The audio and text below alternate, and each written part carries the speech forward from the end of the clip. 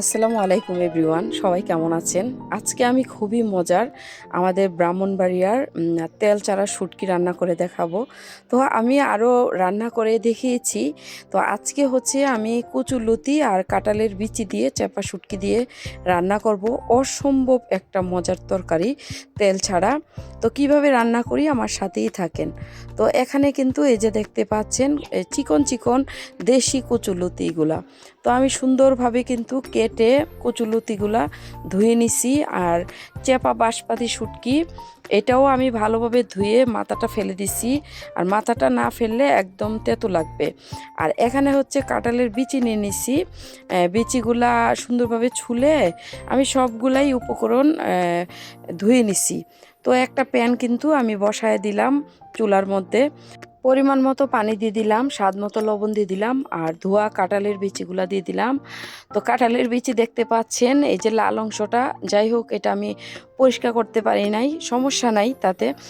তো এখানে চাপা শুটকি দিয়ে দিলাম, রসুন বাটা দিয়ে দিলাম হাফ টেবিল চামচ, হলুদের গুঁড়া দিয়ে দিলাম কম কম হাফ টেবিল চামচ, মরিচের গুঁড়া দিয়ে দিলাম হাফ টেবিল চামচ।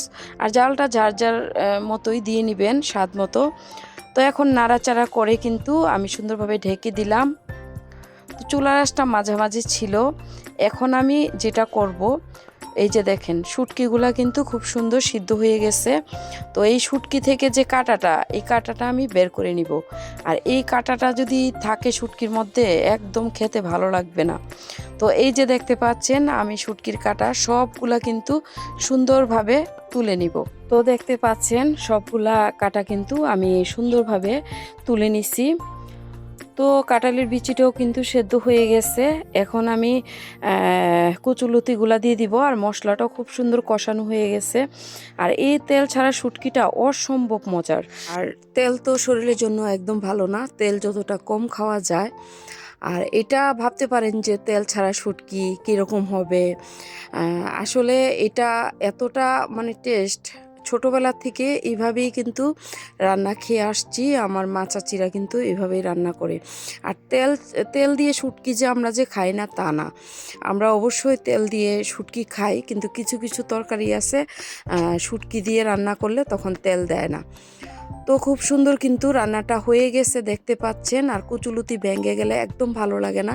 মাঝখানে আমি কাঁচামরিচের মুখটা একটু কেটে দিয়ে দিছি গন্ধটা বের হওয়ার জন্য, নামানোর একটু আগে। ধনেপাতা দিয়ে দিলাম চুলাটা বন্ধ করার আগে। তো দেখতেই পাচ্ছেন তরকারিটা কিন্তু একদম রেডি। আর কচুলতি যতটা একটু মানে শক্ত শক্ত ভাব, যাতে গলে না যায়, এই কচুলতি খেতে খুবই ভালো লাগে। তো আমি কিন্তু প্লেটে তুলে নিছি।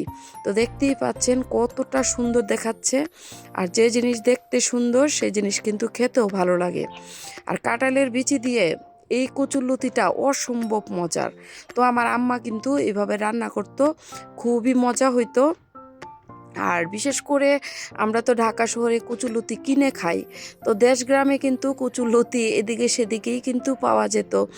তো এখন হচ্ছে গরম ভাতের সাথে আমি কচুরলতি নিয়ে নিচ্ছি। আপনারা চাইলে কিন্তু অবশ্যই চিংড়ি মাছ দিতে পারেন। তো আমার কাছে কিন্তু চিংড়ি মাছটা ছিল না কাছে। তো যাই হোক, ভাত দিয়ে খেয়ে নিচ্ছি। ওয়াও, গরম ভাতের সাথে মানে কি বলবো, অসম্ভব অসম্ভব মজার একটা তরকারি। আর এত সুন্দর ফ্লেভার বের হইছে। আর এই শুটকির তরকারিটা একটু ঝাল ঝাল হলেই খেতে বেশি ভালো লাগে।